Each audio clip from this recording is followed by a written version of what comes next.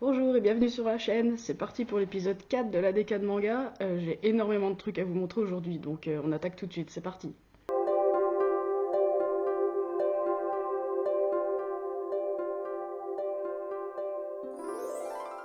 Le principe de la décade manga, c'est que normalement, tous les 10 jours, je vous présente mes achats manga et mes lectures manga.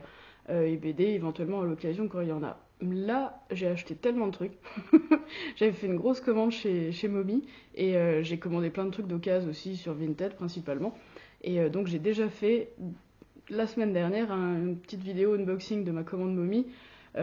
Mais officiellement, il rentre dans cette décade là. Donc je vais vous les remontrer hyper vite. Et puis après, on passera aux autres achats Vinted que j'ai fait entre temps. Du coup, très très vite, Partners 2.0, le tome 1.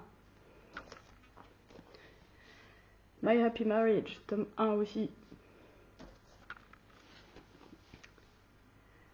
Fake Affair, tome 1. C'est un webtoon, soit dit en passant, mais je l'ai lu donc on en reparle tout à l'heure. Blooming Girls, tome 1 et tome 2. Sons of Life, tome 2, tome 3, tome 4. Sans expérience, idem, tome 2, tome 3 et tome 4. Dreaming Sun, tome 2 et tome 3. Et Blue Box, tome 1. Ça, c'est la commande Momy que j'ai faite et que j'ai déjà, si vous voulez plus de détails, du coup, je vous renvoie à la dernière vidéo sur ma chaîne, achat manga numéro 2, ça s'appelle. Et c'est ça en moins condensé, avec quelques mots quand même sur les séries un petit peu, voilà. Ensuite, pour ce qui est des achats, voilà, un peu plus calme, tranquille sur Vinted à l'occasion, j'ai acheté Professional Desire le 1 et le 2. On va en reparler tout à l'heure parce que j'ai lu le 1, voilà, pas encore le 2. Je les ai achetés pas en même temps en fait, donc le 1 je l'ai reçu, je l'ai lu, et le 2 je l'ai juste reçu hier. Donc, mais voilà, on va parler du 1 tout à l'heure. Ensuite, ouais, je sais même pas comment vous le présenter, ça ne se présente pas. Naruto, tome 1, j'ai jamais lu, et j'ai jamais vu l'animé non plus. Et puis bah, je l'ai trouvé à 2 balles sur Vinted, alors que je commandais autre chose à une vendeuse. Et puis bah, je me suis dit, tiens, c'est quand même l'occasion de lire un monument du manga, j'imagine. Mais je sais pas encore fait, donc on en reparlera une prochaine fois. J'ai acheté au compte-gouttes au supermarché un coup de temps en temps Spy Family, du coup le 3, le 4, pareil, pas encore lu, mais ça va venir. Et puis sur Vinted,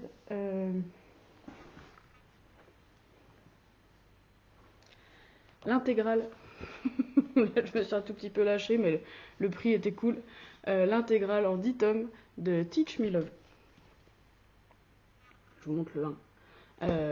C'est de la même mangaka que Professional Desire que je vous ai montré tout à l'heure. Donc voilà, ouais. L'intégrale en 10 tomes, comme ça au moins c'est réglé. Et on n'en parle plus. Et bah du coup, c'est tout pour les achats, je pense que c'est déjà largement suffisant. Et puis bah du coup, on passe aux lectures. Allez, on commence ma lecture par Une vie aux eaux, tome 1. Ça fait typiquement partie de la collection de tome 1 un peu dépareillée que j'ai et que je relis en ce moment et que j'essaye de me décider est-ce que je veux la suite ou est-ce que je revends.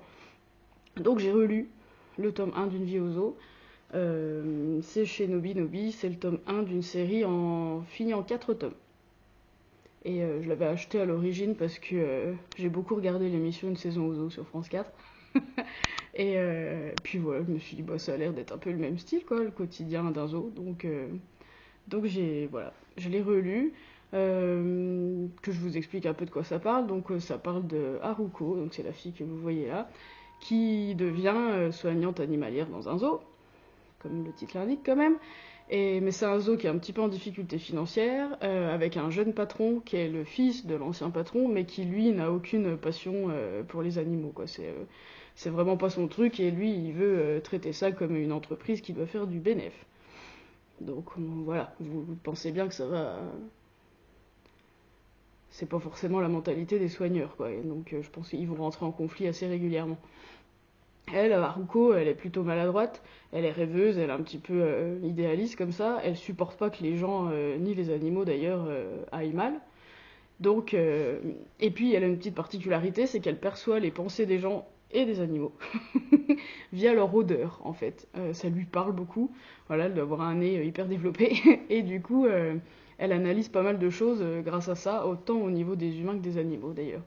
Et puis du coup, elle va se donner à fond pour réconforter les animaux qui ont l'air un peu en mal-être. Et puis en essayant de convaincre, au passage, ses collègues, qui souvent la prennent plutôt pour une illuminée quand même. Hein. Au début, ils sont pas du tout convaincus par son histoire d'odeur, quoi, ça leur parle pas trop. Et puis bah, comme je disais tout à l'heure, son patron, qui la prend pour une simplette, et qui la menace sans arrêt de la virer quand même. Voilà, c'est un peu ça le. Donc on la voit un peu entourée de plein de gens pas forcément très cool. Mais bon, voilà pour l'histoire, je vous en dis pas plus. Euh, et puis alors au niveau des dessins, je vais vous montrer un petit peu. Moi j'ai bien aimé. C'est assez simple. C'est assez simple, mais voilà, moi je trouve ça agréable. Je trouve que les visages sont bien expressifs, on comprend bien, voilà, on comprend bien ce qui leur passe par la tête. Je vous montre l'hippopotame. Les animaux sont bien dessinés aussi, le découpage est clair, ça se lit hyper vite. C'est des épisodes avec à chaque fois un animal mis un petit peu sur le devant où Haruko va essayer de l'aider. Donc il y a un épisode avec un lion, celui que vous voyez là. Il y a un épisode avec l'hippopotame, il y a les girafes, il y a les éléphants. À chaque fois, il y a un truc à régler et ça va faire avancer son propre personnage en fait. Donc voilà, moi j'ai trouvé ça agréable. C'est détente, c'est sympa. Après, c'est pas exceptionnel non plus. Donc je suis pas certaine que je l'achèterai la suite, sauf si vraiment voilà, je la trouve tranquille, pas chère sur Vinted, mais sinon je suis pas sûre. Mais je peux recommander, hein, c'est une jolie. Ça peut être une lecture pour les jeunes aussi, pour les enfants, carrément. C'est mignon, ça se lit bien. Donc voilà, j'ai passé un bon moment quand même, ouais. Dans un tout autre style, j'ai lu le tome 2 de Spy Family. Je vous disais tout à l'heure, voilà, j'ai acheté 3 et 4 parce que j'ai lu le 2 en fait, suite logique. J'ai trouvé ça un tout petit peu moins palpitant que le tome 1 qui m'avait vraiment scotché. J'ai trouvé que ça progressait un peu moins vite, mais en même temps c'est agréable quand même parce que du coup, au niveau de l'histoire, c'est complètement logique. Ils sont un tout petit peu en stand-by dans l'histoire en attendant, enfin, pendant que Anya du coup fait ses débuts dans sa nouvelle école. Et puis, bah, il y a un petit peu de tranche de vie, on la voit prendre ses marques. Et puis, prendre difficilement ses marques parce qu'elle est quand même d'une maladresse, c'est incroyable. Mais voilà, c'est chou. Et puis, voilà, ça suit son cours, ça avance quand même. Euh, et puis, à la fin de ce tome-là, il y a un nouveau personnage qui débarque. Et je pense que ça va donner des rapports très intéressants pour la suite. Donc voilà, j'ai apprécié. J'aime toujours les dessins, je les trouve efficaces, je trouve les visages expressifs, y a pas d'incompréhension, ça se lit très très bien, donc voilà, on va continuer évidemment. Ensuite, j'ai lu le tome 1 de Fake Affair.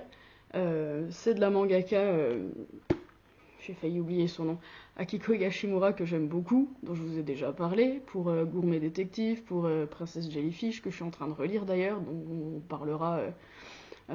J'ai lu plein de tomes et on en reparlera. Et puis bah donc j'ai acheté ça sans trop savoir, curieusement, j'avais pas lu le résumé et puis j'avais pas vu qu'en fait c'est une édition d'un webtoon, donc c'est en couleur. Du coup je vais vous montrer quelques pages quand même, donc on reconnaît bien son trait quand même, mais c'est en couleur. Ce qui explique le prix, peut-être, Légèrement, parce que c'est un tome à 19 €. Et j'avais un peu tiqué quand j'ai vu le prix. Après, j'ai vu que c'était chez le Lézard Noir et que c'est du grand format. Et j'ai déjà acheté, voilà, il y a Tokyo Tarare Baggers Back qui est là-haut, vous voyez pas, mais qui est là-haut, dont je vous ai déjà parlé. Je me suis 19 €, c'est un petit peu. Mais voilà, c'était précisé nulle. Enfin, ou alors j'ai pas cherché, mais en tout cas, j'ai été surprise quand je l'ai ouvert de voir que c'était un webtoon. Après tout, pourquoi pas, j'aime quand même la mangaka, donc c'est pas un problème.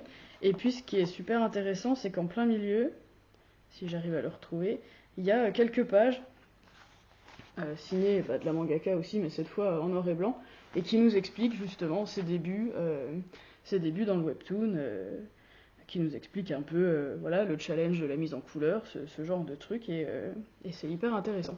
Pour l'histoire, on suit l'histoire de Shoko, qui est cette fille-là, du coup, qui est trentenaire et célibataire. On a l'impression c'est un peu le même pitch de départ que Tokyo Tarare Bagger, justement. Qui vit avec sa sœur, qui elle-même est mariée, un super beau gosse apparemment. Et elle, Choco, par contre, donc elle a personne, et puis elle bosse en intérim, donc elle enchaîne les petits boulots par-ci par-là, mais c'est pas très stable, et au Japon c'est assez mal vu quand même. Et puis bah là, elle vient de finir un contrat de travail, et elle se paye 3 jours de vacances à Séoul. Et en partant, en fait, c'est un prétexte comme un autre, mais ça se passe comme ça, elle emprunte un manteau à sa sœur, et quand elle monte dans l'avion, en fait, elle se rend compte que dans la poche du manteau, il y a une alliance, et qui a l'air d'être l'alliance de sa sœur. Et puis bon, voilà, la scène arrive, elle la fait tomber, et puis le beau mec qui est assis à côté d'elle dans l'avion lui rend. Il voit bien que c'est une alliance, et elle trouve rien de mieux de lui dire que ouais, c'est à elle et qu'elle est mariée. Donc pourquoi, je sais pas trop. Moi, ça m'a. Bon, pourquoi pas. Et puis, bah, en fait, ils se plaisent vachement avec le beau mec à côté, qui est coréen, lui d'ailleurs, mais bon, et voilà, ils se comprennent quand même. Et puis, bah, de fil en aiguille, en fait, elle va passer complètement les 3 jours qu'elle devait passer à Séoul avec lui. Voilà, ils vont voilà, entre tourisme, restaurant, et puis amour, quoi. Et puis, donc, ils vont passer les 3 jours ensemble. Mais pendant les 3 jours, elle va continuer de lui dire qu'elle est mariée et elle va continuer de porter l'alliance. Et voilà. Ça, c'est la première partie du webtoon. Après, elle rentre chez elle, à Tokyo. Et puis là, ça prend éventuellement une autre petite tournure qui m'a un tout petit peu plus accroché que le début. J'ai un problème en fait avec les quiproquos comme ça. C'est pas un truc qui me séduit du tout dans les histoires. Je sais pas pourquoi, ça me fait grincer des dents. Je dois avoir un problème viscéral avec le mensonge. Je sais pas, j'ai eu beaucoup de mal à avoir de l'empathie avec Choco. En fait, il y a plein de scènes, sans vouloir vous spoiler trop, mais il y a plein d'occasions où elle aurait pu lui dire non, écoute, j'ai paniqué, c'est pas mon alliance, c'est à ma sœur, moi je suis libre et tu me plais. Ça aurait pu quand même poser des bases un peu plus saines pour une éventuelle relation, parce que clairement ça match entre eux, quoi. Donc je comprends pas trop pourquoi elle laisse passer la chance. Moi, j'ai pas trop réussi à comprendre de ce point de vue-là. Mais voilà, après, comme je vous dis, voilà, ça se lit bien, c'est plutôt sympathique quand même, les couleurs sont jolies. Je crois que je préfère quand même le noir et blanc, mais ça c'est vraiment perso, mais voilà, s'il faut lire un manga en couleur, je pense que celui-là est beau. Et puis voilà, comme je vous dis, il y a la deuxième partie qui m'a un tout petit peu plus piqué ma curiosité. Faut voir. Je suis pas certaine d'acheter la suite, enfin, en tout cas, ça sera pas du tout une priorité dans mes lectures, mais voilà, j'ai quand même passé un bon moment et je suis un tout petit peu curieuse, donc c'est pas exclu. Puisqu'on parle de Akiko Gashimura, je résiste pas à l'envie quand même de vous montrer ce que je lis en ce moment. Je relis en fait Princesse Jellyfish. Ça fait des années que j'avais acheté cette série. En fait, j'ai pas lu les 2 derniers tomes qui sont sortis, il me semble, vachement après les autres. Je pense que c'est les tomes, j'ai envie de dire 15 et 16 ou 16 et 17 par là. J'ai le souvenir qu'ils étaient sortis bien après. Et du coup, je les ai jamais lus. Mais bah donc, du coup, je relis tout. Et puis, les couvertures sont trop belles, donc je résiste pas à l'envie de vous les montrer. Mais par contre, je vous ferai la critique de la série une fois que j'aurai tout relu, quoi. Là, j'en suis à 8. Donc, je suis en gros à la moitié, quoi. Mais j'aime beaucoup trop les couvertures. Donc voilà, tome 1. les couleurs, quoi. Tome 2. Le tome 3. Le 4. Le 5. Le 6.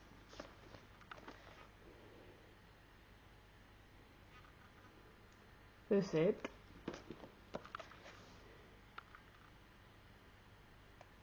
Et le 8.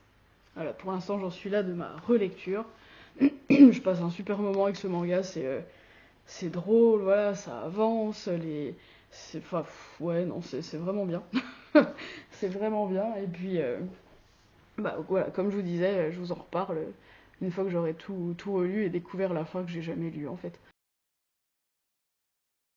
On continue avec Dreaming Sun, les tomes 2 et 3, je les ai lus tous les deux. Je vous avais parlé du tome 1 la dernière fois que j'avais bien aimé, voilà, donc bah, j'ai lu la suite.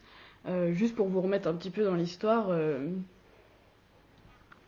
vous remonte le tome 1, les couvertures sont magnifiques. Donc on suit l'histoire de Shimana, qui est lycéenne, et qui s'entend pas bien avec son père depuis qu'il s'est remarié à la mort de la maman de Shimana. Donc elle fugue, et puis elle se retrouve à habiter dans une coloc avec 3 mecs, 2 qui sont lycéens, qu'elle connaît vaguement, et puis un qui est trentenaire, qui est le proprio de la maison, qui a l'air d'être procureur, en fait, on découvre ça petit à petit, et bah, qui tient donc cette maison qui fait coloc pour les jeunes un petit peu visiblement seuls, un peu égarés dans leur vie à ce moment-là. Et donc là, pour les tomes 2 et 3, bah, on découvre au fur et à mesure pourquoi les 2 garçons, donc Isaï et Zen, pourquoi ils habitent là. Donc on commence à comprendre un petit peu leur vie familiale et leur... j'ai dit n'importe quoi. C'est pas Isaï du tout, pardon. Lui, c'est le proprio du coup de la colo. Par contre, lui, il s'appelle bien Zen. Ça, c'est sûr. Et mais bon, lui aussi, on découvre un petit peu son métier et pourquoi il tient cette espèce de coloc et ce qu'ils vont faire. Et puis, en fait, l'idée dans cette coloc, c'est qu'il faut avoir un rêve. Et donc, on comprend un petit peu aussi au fur et à mesure quels sont leurs rêves à eux.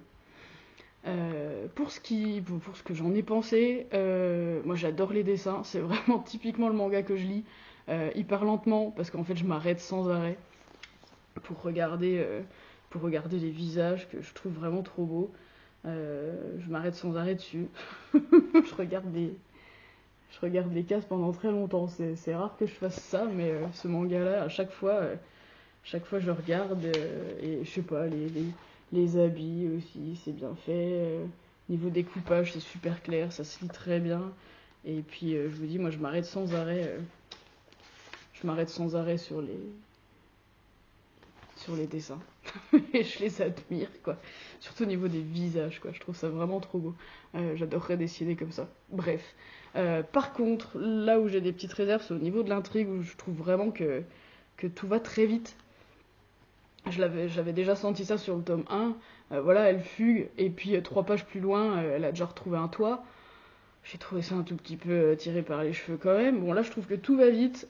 Shimana, elle change d'amoureux, là, tous les 3 chapitres. Elle a des mini-histoires, ça se résout là, tout de suite. C'est un peu rapide à mon goût, quoi. Et puis, moi, ce qui m'intéresse, c'est la coloc. Là, j'aimerais bien qu'il y ait un peu plus de tranches de vie et qu'on les voit évoluer là, parce qu'au final, on les voit dehors, on les voit au lycée, mais on les voit pas trop dans la coloc, alors qu'à mon avis, c'est ça qui est intéressant. Donc ça, je trouve ça un tout petit peu dommage, mais bon, peut-être que ça va venir, hein. Il y a plein d'autres tomes, donc ça va certainement être abordé quand même. Pareil, dans le tome 1, il y avait une réflexion sur le deuil qui avait été amenée un petit peu, et c'était en plus au départ la raison de sa fugue. Et en fait, pareil, ça a été réglé en 2 temps 3 mouvements. Ça n'a pas été réabordé depuis du tout. Elle est pas retournée voir ses parents, alors qu'on avait l'impression qu'elle avait quand même un petit peu mis à plat le truc en leur disant que voilà, elle voulait plus vivre avec eux et qu'on pensait que ça allait peut-être renouveler leur rapport, mais en fait là, elle retourne pas les voir du tout. Et en plus, elle, on n'a aucune idée de ce que va être son rêve. Alors c'est un peu le principe, elle sait pas non plus, mais ouais, on a envie, voilà, moi j'ai envie que ça évolue de ce côté-là. Après, comme je vous dis, il reste plein de tomes, donc j'imagine que ça va arriver. Mais ouais, ça prend pas exactement la direction dans l'histoire que j'aurais pensé au départ. Ce qui est pas forcément dramatique, mais du coup, je suis un tout petit peu sceptique de savoir comment ça va se développer. Mais voilà, comme je vous dis, c'est très beau, ça se lit bien, c'est frais et tout, donc je passe un bon moment. Hein. Mais j'attends. J'attends la suite, en fait. Voilà, on va dire ça comme ça. Allez, il me reste plus que deux mangas à vous présenter. Les deux que je vais vous présenter là sont pour public averti, interdit au moins de 16 ans. Donc si vous avez moins de 16 ans, je vais rien montrer, mais sachez que vous n'aurez pas le droit de les lire. Donc du coup, bah, j'en ai parlé vite fait tout à l'heure. J'ai lu le premier tome de Professional Desire de Ai Hibiki, et puis c'est édité chez Soleil Manga. C'est une série, je crois qu'il y a 3 tomes pour le moment. Et puis, bah, comme je vous disais, j'ai acheté le 2 aussi. Donc, le 1 m'a plu, clairement. Au niveau de l'histoire, donc on suit Narita, qui est la fille que vous voyez là, qui est éditrice de manga érotique, soit dit en passant, et puis qui déteste profondément son collègue Takigawa, que vous voyez là. Mais en même temps, elle fantasme grave sur lui. Lui, c'est typiquement le beau gosse doué dans tout, dont toutes les filles de la boîte sont amoureuses. Elle passe son temps à avoir sa cour de- d'adoratrices autour de lui. C'est assez gênant, sauf elle. Elle passe son temps à le martyriser un petit peu au boulot. Et puis, par contre, comme je vous disais, bah, elle fantasme sur lui, et du coup, elle crée des situations où elle se sert des mangas qu'elle édite, qui sont érotiques, comme je vous disais, pour le piéger, lui. Donc voilà, elle le piège, parce que voilà, ouais, elle a envie de faire des choses avec lui, en fait, tout simplement. Mais elle lui demande pas trop son avis, quoi. Donc, bon, c'est un petit peu. On est d'accord que niveau consentement, c'est pas forcément ouf, mais c'est euh, c'est du fantasme, quoi. On imagine bien que jamais on ferait ça dans la vraie vie, quand même. Je tiens à le préciser. Et puis, voilà, au niveau du dessin, j'ai vraiment aimé, moi, le dessin. Le Cara Design, en tout cas. Je vais essayer de trouver une page que je peux vous montrer, juste pour que vous voyez un petit peu les visages et pas des seins, parce qu'on en voit beaucoup, quand même. Voilà, la tronche du beau gosse. Et puis, de sa collègue qui est... Elle passe pour quelqu'un de colérique, quand même. Assez colérique, la meuf hyper impliquée dans son boulot, voilà. Mais en vrai, derrière cette façade très professionnelle, voilà, il y a une nana qui aime le sexe, quoi, clairement. Donc du coup, bah, en tout cas, moi j'ai aimé les dessins. Et puis, bon, l'histoire, c'est pas oufissime, c'est prétexte à des scènes coquines, hein, voilà. Mais en même temps, ça a quand même piqué ma curiosité au niveau de la relation qui part hyper mal, hein, parce que voilà, elle le manipule de ouf. Lui, qui est pourtant hyper à l'aise avec les filles, avec une nana comme ça, il sait pas quoi faire du tout, en fait. C'est la première fois que c'est pas lui qui mène la danse, et on sent bien qu'il a un petit peu perdu le garçon quand même. Et bref, moi, ça a plutôt piqué ma curiosité, donc bah, comme je vous disais, voilà, j'ai acheté le tome 2, j'ai assez hâte de le lire. Et puis ça m'a même ça m'a même donné envie de découvrir d'autres mangas de la même mangaka, dont voilà la fameuse intégrale en 10 tomes de Teach Me Love que je vous ai montré et que j'ai acheté, voilà. Donc il y aura ça à lire dans les prochaines semaines. Et pour finir, pareil, c'est pour public averti, interdit au moins de 16 ans, euh, Partners 2.0. On en parle beaucoup en ce moment, il y a eu un super live très intéressant, je vous mettrai le lien. C'était sur la chaîne Twitch de Kurokawa. Et donc ils ont fait un petit live pour parler un peu de la sexualité dans les mangas à l'occasion de la sortie de Partners 2.0. Et puis on en a beaucoup entendu parler, je sais pas si vous suivez Le Cri du Mochi, par exemple, ils en ont débattu aussi, et c'était assez marrant parce qu'ils n'étaient pas d'accord sur le niveau d'érotisme de ce manga. Moi j'ai trouvé ça, c'est quand même, c'est très très soft, hein. Il y a rien, il y a presque rien, il y a quelques seins, mais il y a rien de plus explicite que ça. Ce qui est, je vous raconte l'histoire, puis après je vous dis quand même ce que j'en ai pensé. Donc on va suivre bah, ces deux jeunes-là, Murata et Tomoka, Et on les découvre au départ, ils sont chacun en couple, et ils sont chacun pas du tout avec quelqu'un qui leur correspond, et ils sont assez malheureux dans leur couple respectif. Donc, ils vont commencer par chacun quitter leur partenaire. Eux, ils se connaissent vite fait, mais seulement via un RPG en ligne, en fait. Donc ils se connaissent pas en vrai, juste ils chattent à l'occasion, mais ils se connaissent pas en vrai. Et puis un jour, ils se rencontrent dans une soirée via le jeu, en fait. Mais là où tous les gens qui jouent au jeu se rencontrent en vrai. Et puis donc ils parlent de ça, ils finissent à aller boire un verre après, rien que tous les deux, pour continuer de parler. Et on voit qu'ils vraiment ça match, quoi. Et ils ont une parole hyper libérée sur tous les sujets, quoi. Évidemment, ils vont parler de sexe, mais évidemment, ils vont parler de leurs anciennes histoires d'amour, de ce qui n'a pas marché, euh, voilà, de leur boulot, des jeux vidéo. C'est assez fou, c'est assez rare dans un manga quand même. Et moi, c'est ça qui m'a bien séduite, quoi. Et puis, de fil en aiguille, il passe la nuit dans un love hotel et puis il se lance dans une relation, surtout pas un couple officiel parce qu'aucun des deux n'a envie de ça, clairement. Ils ont été un peu vaccinés par leurs expériences précédentes, mais du coup ils se lancent dans une relation, en gros sex friends, voilà, où ils se voient quand ils ont envie de se voir, quand ils couchent quand ils ont envie de coucher, ou voilà ce genre voilà, de relation hyper libre et visiblement hyper saine. En tout cas, elle leur va hyper bien à tous les deux, quoi. Donc du coup, euh, au niveau de ce que j'en ai pensé, moi j'ai bien aimé les dessins. C'est mignon. Là, c'est hyper chargé au niveau des décors. J'ai eu 2-3 décors qui m'ont un tout petit peu... on dirait presque des fonds... des fois, c'est presque plus des photos. Je sais pas exactement, je suis pas assez spécialiste, mais... autant il y a des fois, il y a des mangas que je trouve hyper vides. Autant là, niveau décor, il y a ce qu'il faut. J'ai trouvé les dialogues un tout petit peu mous par moment. Et en même temps, du coup, voilà, comme je disais, ne vous attendez pas à un manga franchement érotique. C'est plus de la tranche de vie où on les voit, voilà, évoluer dans leur nouvelle relation libre. Et puis, euh, ça prend son temps, voilà. Ça prend son temps. Et puis, mais voilà, ce que j'ai trouvé attachant, ce que j'ai trouvé original dans un manga, c'est que vraiment, comme je disais, l'histoire est très réaliste. Et puis on assiste, c'est très rafraîchissant parce qu'on assiste qu'à des bons choix. En fait, il n'y en a aucun des deux qui se force à quoi que ce soit. Quand ils peuvent pas se voir, ils peuvent pas se voir. Mais ils choisissent. Ils choisissent, voilà. Tout est consenti. Que ce soit le resto où ils vont bouffer, que ce soit l'heure à laquelle ils se trouvent, il y en a aucun qui flique l'autre, il y en a aucun qui impose quoi que ce soit. C'est vraiment une amitié améliorée. Avec que des bons gestes et que des bons moments qu'ils choisissent de partager et tout. Et de ce point de vue-là, ça fait vraiment du bien de vous lire un truc comme ça en manga. Voilà. Donc voilà pour aujourd'hui. Vous savez tout.